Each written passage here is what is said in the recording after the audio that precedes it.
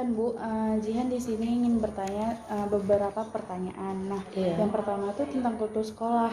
Jadi pelaksanaan tata tertib sekolah, kehadiran siswa, tepat waktu, kerapian pakaian seragam, potong rambut itu seperti apa ya Bu di sekolah ini? Ini tentang tata tertib semasa COVID atau yang sebelumnya? COVID, masa COVID. Kalau tata tertib sekolah masa COVID ini, kehadiran siswa ya seperti biasa, dimulai jam 8, tinggal lagi siswa itu datang ke sekolah, dibagi jadwalnya dengan 3 kegiatan. Ada kegiatan daring, sudah itu home visit, itu yang dilaksanakan di sekolah, dan satu lagi luring. Nah, pertanyaan selanjutnya Bu, seperti apa sih komunikasi, interaksi, keakraban dan keceriaan antar warga di lingkungan sekolah dan kehidupan sosial di daerah sini? Kalau komunikasi atau interaksi keakraban tentang warga sini sangat baik, sangat dijaga dengan baik. Apalagi di sekolah ini kan ada komite sekolah. Komite sekolah ini kan dia itu salah satu orang tua dari siswa. Jadi kalau ada apa-apa kami langsung berhubungan dengan komite, dan orang-orang tua di sini pun kalau ada suatu masalah atau apapun kami ajak rapat. Pokoknya intinya hubungan interaksi antara guru, siswa dan warga sekolah itu baik. Nah, suasana akademik di luar kelas seperti olahraga, kunjungan perpustakaan, belajar kelompok, mengerjakan tugas itu seperti apa ya Bu? Kalau di masa COVID ini memang tidaklah seperti biasa. Tinggal lagi masih tetap dilaksanakan, yaitu seperti olahraga di lapangan, walaupun dengan menerapkan prokes kesehatan. Juga kalau kunjungan ke perpustakaan juga masih tetap dilaksanakan, yaitu secara bergelombang. Untuk belajar kelompoknya ya untuk di masa COVID ini dihentikan dulu lah. Nah, karena kan tidak boleh berkerumun. Kalau mengerjakan tugas anak-anak itu secara daring dari rumah.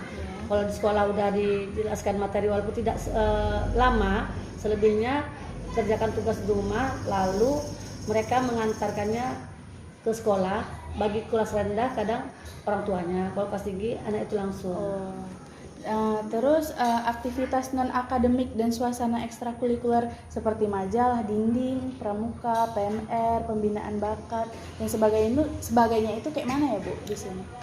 Kalau kegiatan non akademik seperti ekstrakurikuler ya masih kita laksanakan juga, walaupun secara daring. Seperti guru agama meminta juga mereka mempraktekkan sholat ataupun berselawat di rumah, tapi ditunjukkan melalui video. Tapi kalau untuk kelas tinggi, kami pas waktu home visit mereka juga melaksanakan ekstrakurikuler seperti apalah itu, pembinaan bakat untuk menjelang ujian US seperti kelas 6 ya, seperti Ibu Latih, seperti apalah praktek sholat. Terus kehidupan beragama di lingkungan sekolah ini gimana ya Bu di masa pandemi ini? Kalau kehidupan beragama itu nggak ada masalah. Di sini kan siswanya ada yang beragama Islam, mayoritas, ada juga yang beragama Kristen. Begitu juga dengan gurunya, ada yang Islam dan yang Kristen. Kalau kehidupan beragama di lingkungan sekolah ini ya toleransinya bagus. Nah, bagian kedua nih Bu, tentang pengamatan untuk membangun kompetensi guru. Nah, yang pertama tuh kompetensi profesional guru, tersedianya RPP, penguasaan bahan ajar, memiliki konsep keilmuan, memiliki kemampuan pengelola sekolah, dan lainnya itu gimana ya Bu? Itu memang sudah dari sebelum COVID ataupun COVID. Kalau kami sebagai seorang guru itu, apalagi yang guru itu harus profesional, memang harus semua menyiapkan perangkat administrasi seperti yang anak bilang tadi ya, RPP, bahan ajar, seperti tugas-tugas ataupun soal-soal, bank soal, dan yang lain-lain. Nanti boleh Ibu tunjukkan ya. Apalagi media-media, boleh kalian lihat di dalam kelas ya. Nah, kompetensi pedagog guru seperti guru mengenal siswa dengan baik, menguasai teori-teori pendidikan, melaksanakan beberapa model pendidikan, itu gimana Bu? Kalau ibu ya, Iya. kalau untuk kompetensi pedagogi ini, memang kalau seorang guru itu memang harus dimiliki. Apalagi siswa itu dalam kelas itu kan siswa ibu ada 40. Iya. Jadi karakteristik siswa itu berbeda-beda. Jadi ibu itu memang harus mengenal siswa itu latar belakangnya, keadaan sosial ekonominya. Jadi apapun masalah-masalah yang dihadapi dia di dalam kelas, perubahan sikapnya. Jadi bisa kita lihat dari keadaan atau latar belakang siswa tersebut. Kalau untuk teori-teori pendidikan ya biasalah ya. Terkadang di dalam praktek lebih apalagi kita ke pendekatan anak-anak itu ya. Nah, jadi kompetensi kepribadian guru itu seperti penampilan yang menarik, sikap positif, menjadi panutan dan teladan bagi siswa, itu gimana ya Bu? Oh, inilah sangat penting. Dan untuk menjadi seorang guru itu, kepribadian guru itu memang perlu sekali. Baik itu kepribadian dia di dalam sosialnya, kepribadian guru itu di dalam dia mengajar, penampilan dia sendiri. Seorang guru itu kan model, jadi harus menarik. Model bagi siswa. Iya, jadi kalau gurunya itu sudah menarik, belum lagi dia memulai pelajaran, dia sudah senang. Jadi dia sudah merasa nyaman di dalam kelas. Jadi kalau kita dari rumah memang sudah ada masalah atau apa, itu nggak perlu kita bawakan. Jadi kalau kita memang dari ke sekolah itu memang harus siap untuk memberikan pelayanan yang baik pada siswa, baik dari model pakaian, dari sikap, dari bicara, pokoknya harus menyenangkan anak-anak. Karena ingat satu ya Ibu katakan, guru itu adalah model bagi anak-anak ya. Nah, terus kompetensi sosial guru seperti tanggung jawab sebagai warga sekolah, peran dalam kehidupan bersama, peduli, mampu memberi sosial, memiliki sikap kepemimpinan, itu seperti apa ya Bu? Kalau kompetensi sosial guru, kan kompetensi guru itu ada yang sosial, ada yang apa lagi ya, kepribadian, pedagogik, salah satu, dan profesional. Ini kalau memang seorang guru harus memiliki 4 kompetensi itu, ya. Jadi kalau untuk kompetensi sosial guru, yaitu mencakup tanggung jawab. Tanggung jawabnya ini baik di dalam mengajar, baik dalam tugasnya, tanggung jawabnya pada anak-anak, itu memang harus perlu ditunjukkan dan perlu sekali dilaksanakan. Apalagi dia itu peran dia itu sebagai seorang guru di dalam masyarakat, dia juga dikenal orang guru, dia juga harus punya tanggung jawab. Contohnya dia dalam kegiatan berwirid yasin, seperti ibu kan ada ikut yasin. Jadi ibu sebagai seorang guru, jadi mereka kenal ibu seorang guru. Oh, ibu ini guru. Jadi kita harus mampu sebagai seorang pemimpin, walaupun istilahnya kita disuruh untuk membuka pengajian, menutup, harus mampu. Jadi harus ada kemampuan leadership atau kepemimpinan itu ya. Terus ini bagian ketiga nih Bu, pengamatan untuk memperkuat pemahaman peserta didik. Nah, yang pertama tuh kesiapan siswa dalam mengikuti pembelajaran di sekolah ini gimana ya Bu? Kalau kesiapan dalam mengikuti proses pembelajaran, memang baik masa COVID ataupun tak masa COVID, ini kita ceritakan sebelum COVID ya. Itu guru tuh memang harus siap dalam mengajar, dan siswa juga harus siap dalam mengikuti proses pembelajaran. Bagaimana caranya? Ya, dalam pembelajaran kalian di kuliah kan ada itu seperti pengelolaan kelas, memotivasi siswa, tidak pala ibu ajarkan lagi ya. Karena itu yang ibu pelajari dulu waktu kuliah di PGSD juga ibu ya, ibu juga dari PGSD. Jadi ibu terapkan ke dalam anak-anak itu. Memang sebelum mengajar tuh memang harus kita lihat dulu satu persatu ada anak itu, kita mengelola kelas, terus memotivasi siswa dan menjelaskan tujuan pembelajaran. Nah, itu paling utama ya. Terus perhatian siswa dalam mengikuti proses pembelajaran seperti apa? Perhatian siswa itu berbeda-beda. Kadang kan kita lihat siswa itu banyak. Ada yang siswa itu memang masa rajin, langsung kalau udah bilang anak-anak Bu, kita hari ini mau belajar. Ada yang langsung antusias untuk belajar. Ada yang dari rumah itu memang dasarnya memang dia tuh di rumah kurang perhatian. Kadang dia di rumah, apalagi sekarang zaman daring ini, kadang suruh belajar daring tapi main HP. Dia di sekolah ngantuk. Ya.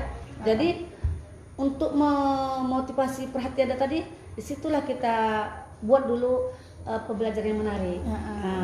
atau kita persepsi pembelajaran yang lalu atau dengan pengalaman-pengalaman yang kita lihat jalan, sehingga dia tuh siap untuk menerima pelajaran. Pokoknya dengan cerita-cerita yang ada hubungannya dengan pelajaran yang kita sampaikan. Oh, gitu ya, Bu. Iya. Terus aktivitas dan kreativitas siswa dalam proses pembelajaran gimana, Bu? Kalau aktivitas siswa, ya siswa itu memang kalau khusus untuk kelas 6, memang kalau aktivitas siswa itu memang sepertinya banyak ya. Apalagi kalau di kelas 6 ini kan memang siswa itu harus disuruh dia itu dalam belajar itu memang harus betul tergiat. Aktivitasnya dalam belajar teori maupun praktek, memang itu selalu ibu gerakkan sama anak-anak itu supaya mereka itu memang betul-betul beraktivitas dalam belajar itu, memang betul-betul mereka itu nanti kalau pas waktu menjelang ujian mereka siap, mampu dia untuk mengikuti evaluasi tertulis maupun secara praktek. Iya. Nah, respon siswa menerima tugas dan perintah guru termasuk di kelas ibu gimana tuh? Kalau kelas ibu, respon siswa itu kalau memang karena memang ibu biasakan kalau di dalam kelas itu selalu bertanya. Dan kalau ibu bertanya, mereka antusias menjawab. Dan setelah itu ibu suruh mereka yang bertanya sama ibu. Yang paling penting keaktifan dia. Nanti ibu pancing mereka untuk memberikan pertanyaan. Nah, jadi mereka harus memberikan pertanyaan, setiap pertanyaan mereka ibu jawab. Kalau dapat mereka yang harus banyak bertanya, bukan ibu yang bertanya. Nah, supaya biar mereka itu lebih mengeksplor atau lebih memberikan pertanyaan itu yang sifatnya menantang. Nah, kemampuan siswa dalam mengkomunikasikan ide, gagasan, pertanyaan dan jawaban ke ibu itu gimana? Kalau siswa SD kayaknya masih sederhana. Mereka dalam mengkomunikasikan baik bentuk pertanyaan atau penjelasan atau apa. Tapi kita ajarkan mereka bagaimana cara mengeluarkan pendapat yang baik. Kadang mereka malu. Tahunya dia tuh apa jawabannya, tapi mereka mengungkapkannya susah. Apalagi dalam bentuk tulisan. Nah, jadi ibu selalu memberikan karangan-karangan supaya mereka tuh bisa mengeluarkan pendapat-pendapat dan ide-ide melalui bentuk tulisan. Kalau berbentuk lisan, selalu ibu minta pendapat mereka, misalnya tentang suatu permasalahan atau soal-soal dalam pelajaran muatan IPA atau apa. Selalu mereka itu ibu ajak seperti teman sendiri. Jadi mereka biar nggak sungkan gitu.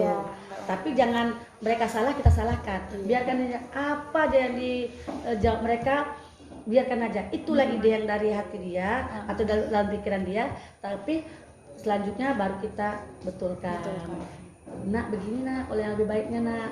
Jadi mereka tuh sampai nanti dia tuh SMP, SMA bahkan kuliah terbiasa untuk mengeluarkan pendapat. Dan kita jangan mematikan atau selalu mematahkan pendapat dia, sehingga nanti dia dari SD itu sudah ciut sampai kapanpun anak itu tidak akan mau mengeluarkan pendapat.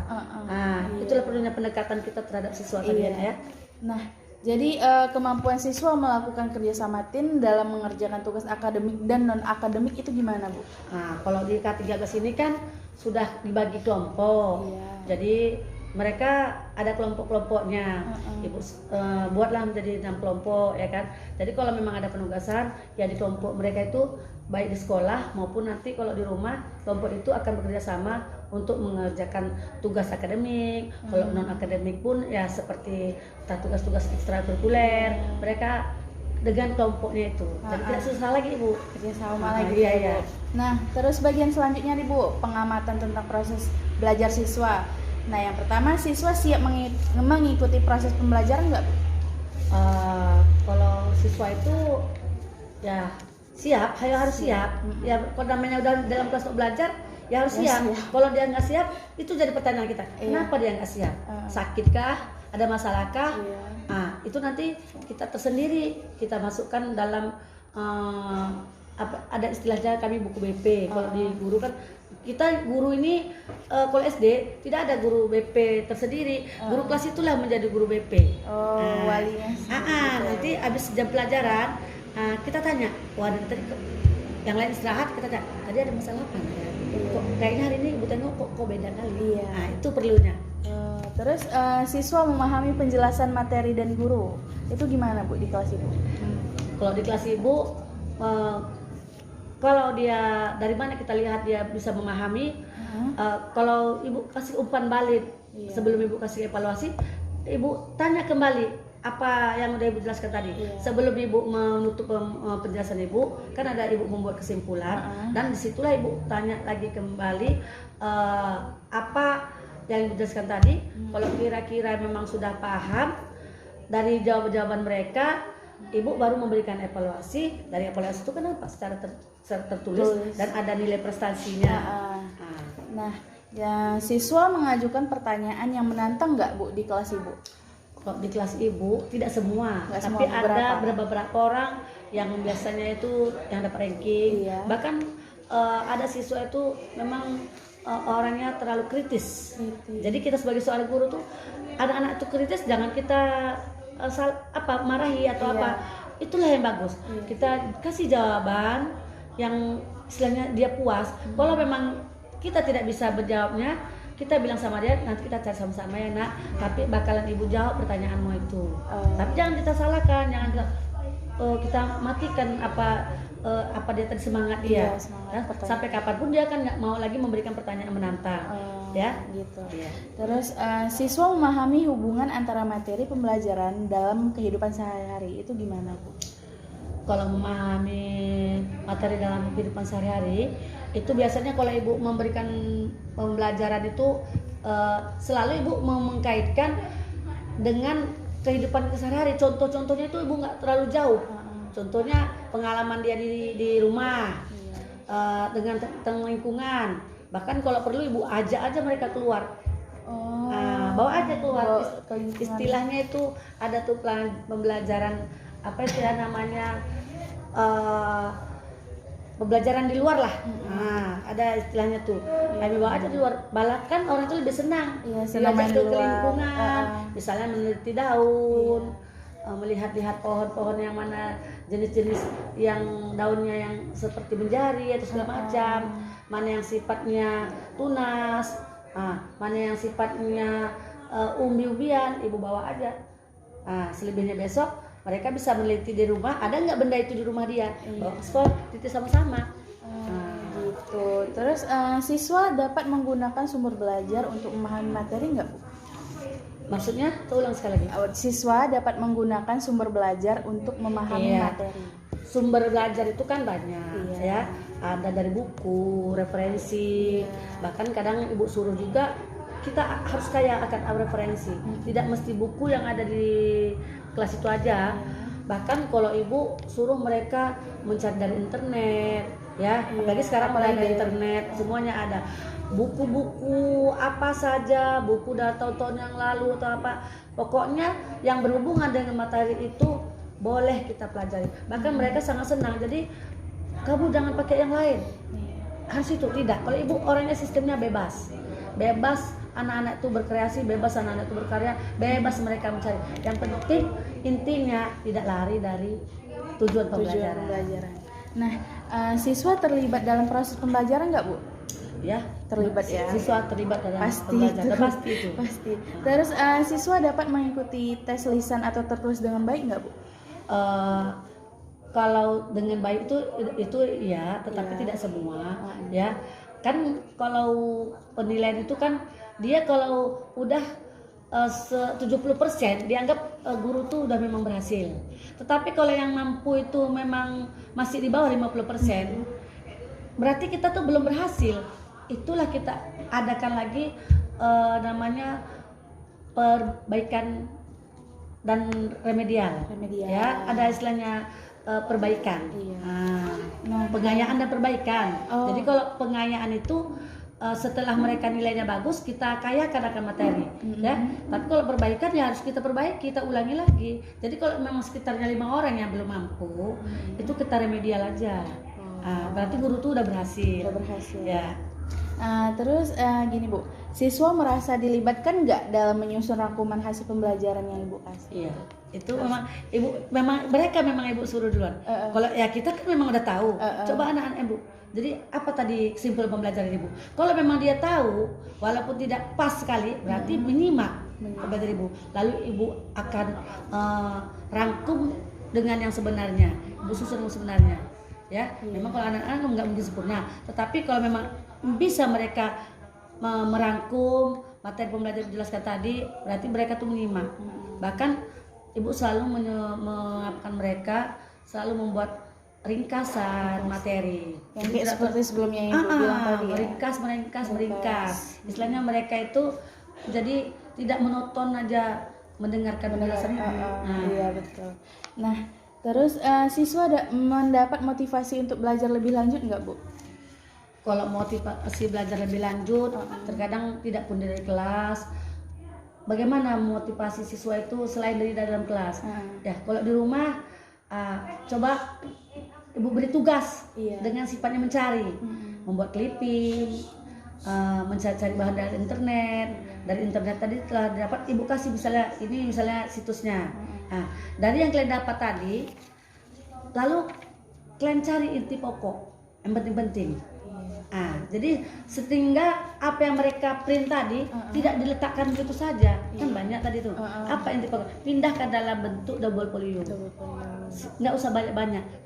Inti-intinya aja. Nanti apa yang intinya tadi, ibu suruh presentasikan di dalam kelas. Ibu selalu menyuruh mereka mempresentasikan. Tujuannya supaya mereka pun lebih berani dan supaya mereka lebih semangat dalam belajar, karena kan sifatnya berteman, berkawan. Nah ini bagian terakhir nih Bu, refleksi hasil pengamatan proses pembelajaran. Nah pertanyaan yang pertama tuh, guru mempersiapkan siswa untuk belajar nggak di sini, di sekolah ini? Mempersiapkan siswa untuk belajar, ya harus guru harus mempersiapkan siswa untuk belajar. Ya. Terus mengaitkan materi baru dengan pengetahuan siswa sebelumnya itu? Itulah namanya istilahnya persepsi tadi. Harus mengaitkan materi yang baru ini dengan pengetahuan siswa sebelumnya. Pengetahuan siswa yang udah kita ajarkan itu atau pengalaman siswa itu memang sebelum memulai pelajaran itu itulah refleksinya. Memang harus perlu sekali itu persepsi. Ya. Nah, pertanyaan selanjutnya, melaksanaan pembelajaran secara runtut enggak Bu di sini? Kalau melaksanakan pembelajaran itu secara runtut, ya memang dia tuh memang secara ya rutin lah memang. Rutin. Iya. Melaksanakan pembelajaran secara kontekstual gimana? Kalau melaksanakan pembelajaran secara kontekstual memang iya juga. Namanya kan harus kontekstual itu kan yang nyata. Iya. Iya itu harus. Itu harus ya. Iya.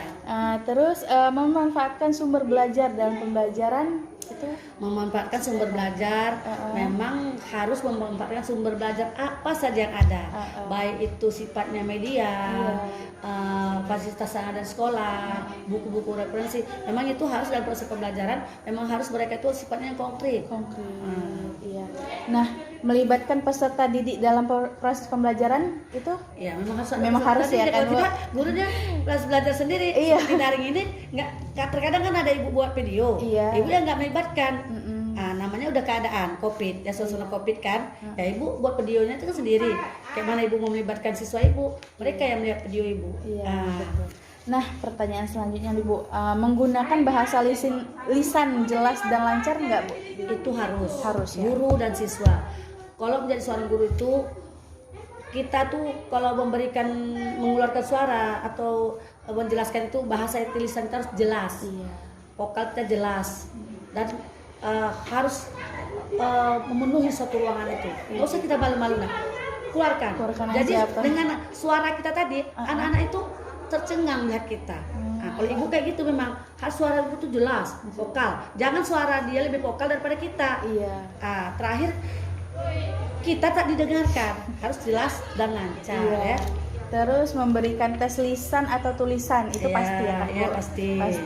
Terus membuat rangkuman dengan melibatkan siswa. Setiap pembelajaran akhirnya harus membuat rangkuman. Sebelum memberikan pembelajaran, tujuan pembelajaran itu itu yang harus dijelaskan anak-anak. Jangan lupa iya. ya. Nah, itu aja ding Bu. Pertanyaan saya, makasih ya Bu Iya, atas sama-sama. wawancara Ya, hari ini. mudah-mudahan apa yang kalian lihat tadi, apa yang kalian dapat bisa menjadi belajar kalian lagi Iya. baik ya. Iya, makasih. Iya.